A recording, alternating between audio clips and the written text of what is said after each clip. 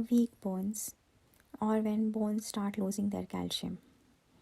This comes under the heading of Asthigat Vat or Asthi Shay according to Ayurveda. Shay means reduction. So reduction in any tissue is called Shay. Asthi means bone. So reduction of the bone tissue is called Asthi Shay. And according to Ayurveda, any kind of Shay or reduction happens due to Vata, as it is Vata that dries out the tissue from inside. Therefore, it is also called Asthigat Vata, which means Vata which is trapped inside the bones. This could happen due to excess of Vata diet, which means cold, raw and drying foods for the body. Excess of tea and coffee, which produce Pitta in the beginning but produce Vata ultimately, which dries up the system. And the lack of activity in the body. Lack of activity leads to lack of blood circulation, which leads to ultimately drying up of tissues as they are unable to get the nutrition needed for their uptake, for their upkeep. Since this is a Vata disorder, the treatment consists of Vata pacifying food, Vata pacifying herbs, and Vata pacifying lifestyle, which means regular oil massage, which helps to increase the circulation in the bones, so the bones become dense and get a better nutrition. The treatment consists of 3 main divisions. First is to supply calcium-rich foods and herbs. Second is to increase the uptake of calcium in the body from the intestines and into the bones. Third is to open the blockages that prevent the nutrition to be taken up by the bones. One should prefer warm food and warm water, as warmth in food and water opens the blockages in the channels. Almond milk or rice milk boiled with ginger and turmeric, taken with honey, is good to increase the calcium in the bones. Soaked almonds and figs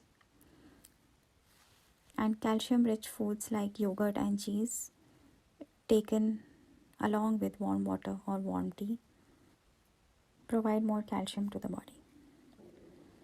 Broccoli and cabbage cooked with ginger are good sources of calcium. Tofu, egg, fish, and lentils are very good sources of calcium. Lentils like moong lentils, masoor lentils, and urad lentils are very good sources of calcium. Beans like rajma, or called red kidney beans, are good sources of calcium for the body. It is important to eat food that is light and easily digested to increase the uptake of calcium in the body.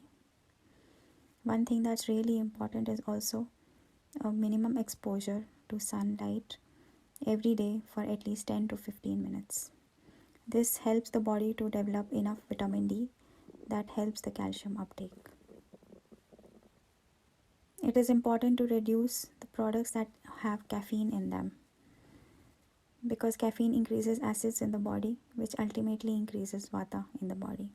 So for example, things like coffee, cola, black tea should be reduced. Exercise is a very important part of the treatment, and strength training is a must, as that supplies blood and nutrition directly to the exercised areas. Regular exercise increases the flow of blood into the muscles and joints, thereby strengthening the bones. Massage is very useful in increasing the blood circulation and thereby strengthening the bones. So try to massage every day with warm sesame oil or almond oil. Rub the oil well into the body and allow it to seep into the muscles and tissues. And then one may sit in the sauna for 10 minutes, as this increases the circulation in the bones and muscles. And it also reduces the blockages in the channels. Home remedies for weak bones are as follows. 1 to 2 tablespoons of sesame seeds every morning, followed by warm water. Almonds and figs soaked overnight and chewed in the morning. An excessive amount of almond milk or cashew milk. This helps to increase the calcium uptake in the body. It is important to avoid too much salt or acidic foods, as these reduce the uptake of calcium in the body.